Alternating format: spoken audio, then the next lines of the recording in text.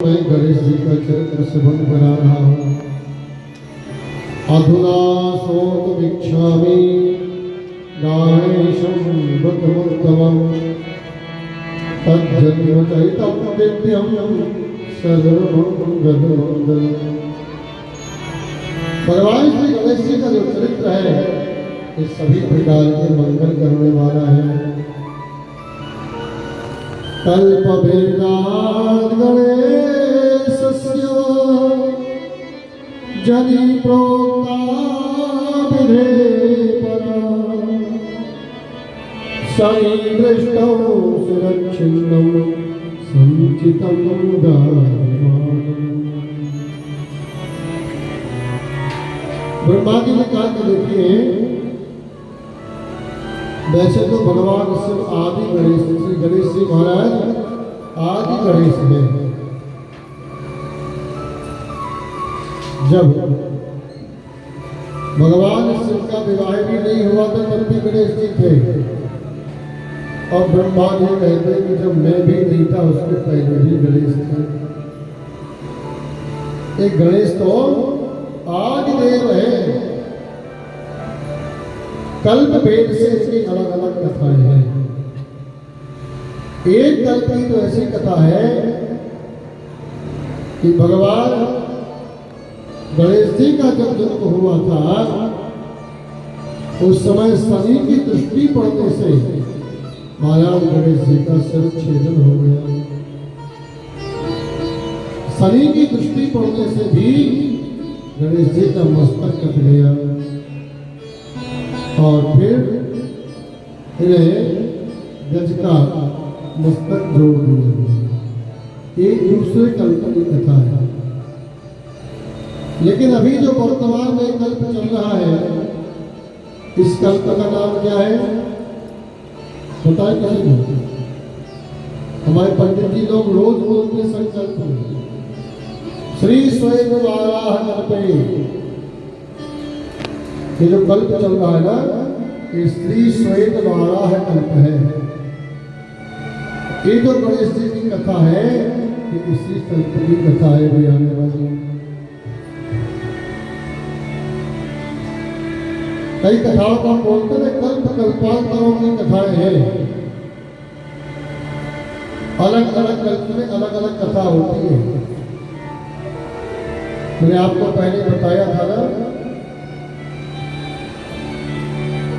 कितने बार जब कलयुग द्वापर त्रेता सतयुग सब निकल जाते हैं 71 बार जब एक चतुर्युगी निकल जाती है तब महाराज ब्रह्मा जी का ये दिन होता है।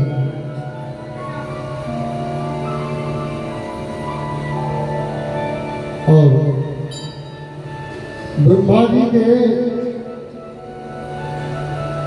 एक दिन में 14 मनु राज्य कर लेते हैं।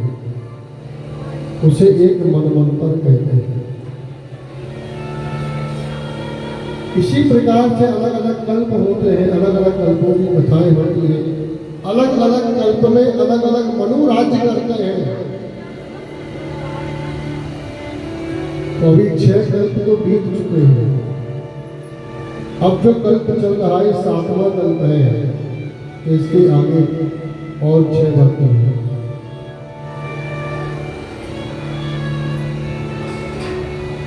श्री श्वेत वाराह कल्प है। और भगवान श्री राम हर त्रेता में नहीं आते। जब त्रेता कलयुग जो है 27 बार निकल जाता है उस 27वें त्रेता में और 27वें द्वापर में भगवान कृष्ण आते हैं और 27वें त्रेता में भगवान राम आते हैं।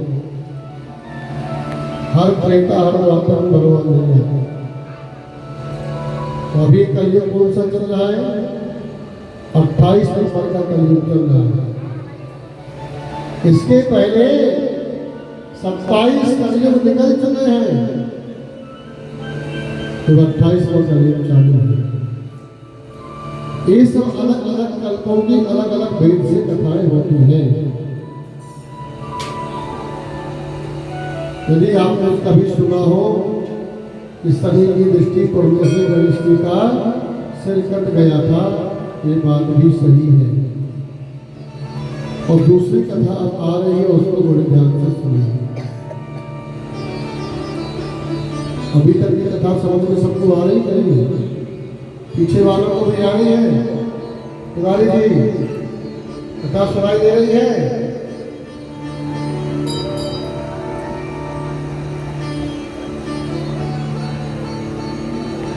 ब्रह्मा जी महाराज कहते हैं, हे नारद जी,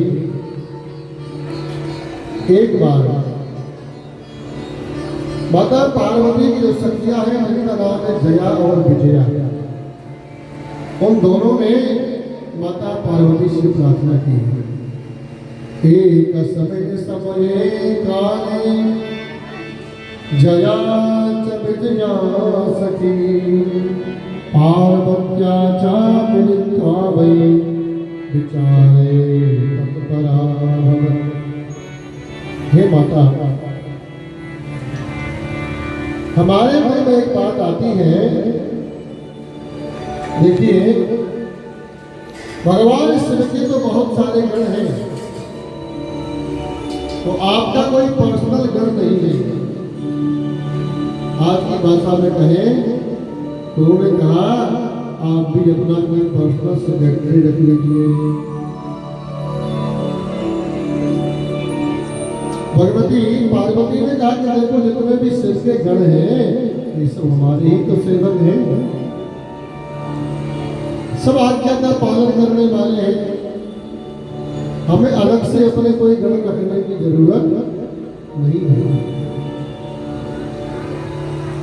तो एक दिन देखा, माता पार्वती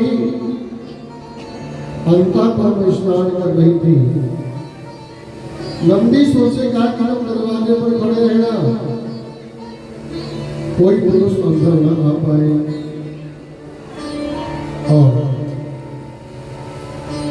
माता पार्वती की जो शक्तियां थी वो सब माता जी को अलग अलग प्रकार के चंदन के केसर के उपकरण लगा रही थी और माता स्नान करने के लिए बैठी थी। उसी समय महाराज शंकर भगवान आ गए। शंकर भगवान आए जब द्वार पर खड़े हैं नंदीश्वर। नंदीश्वर ने एक बार तो मना किया कि प्रभु, माता जी ने मना किया किसी को अंदर आने से। भगवान ने कहा, हमारा ही घर है, हमको क्यों मना करेंगे, और किसी को मना किया होगा।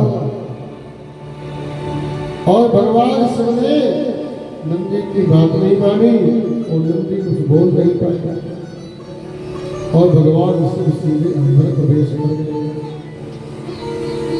वहां माता अपने सखियों के साथ बैठे स्नान कर रही थी, उनको बड़ी लज्जा हुई, तुरंत भगवान शिव बाहर ही निकल गए। लेकिन माता जी को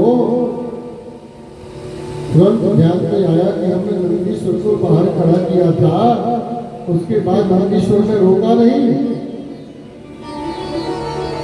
तो ठीक कहा था सखियों ने, हमें अपना कोई गण तैयार करना चाहिए, हमारी पर्सनल सिक्योरिटी होनी चाहिए।